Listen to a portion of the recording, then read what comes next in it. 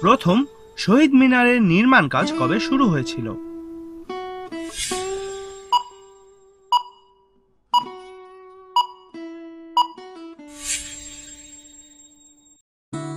1952 সালের 23শে ফেব্রুয়ারি বিকেলে। শহীদ মিনারের নির্মাণ কাজ শুরু করে সেদিন রাত্রের মধ্যে তা সম্পন্ন করা হয়। শহীদ মিনারটি ছিল 10 ফুট উচ্চ এবং 6 ফুট চওড়া।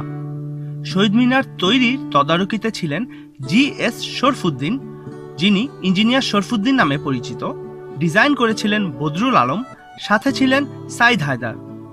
শহীদ বীরের স্মৃতিতে এই শিরোনামে 24শে ফেব্রুয়ারি সকালে দৈনিক আজাদ পত্রিকায় ছাপা হয় শহীদ মিনারের খবর। ওই দিনই ভাষা শহীদ শফিউরের পিতা অনানুষ্ঠানিকভাবে শহীদ মিনারের উদ্বোধন করেন।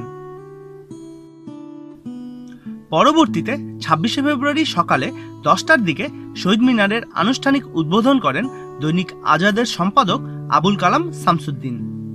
উদ্বোধনের দিন অর্থাৎ 26শে ফেব্রুয়ারি পুলিশ ও সেনাবাহিনী মেডিকেলের ছাত্র হোস্টেল ঘিরে ফেলে এবং প্রথম শহীদ মিনার ভেঙে ফেলে।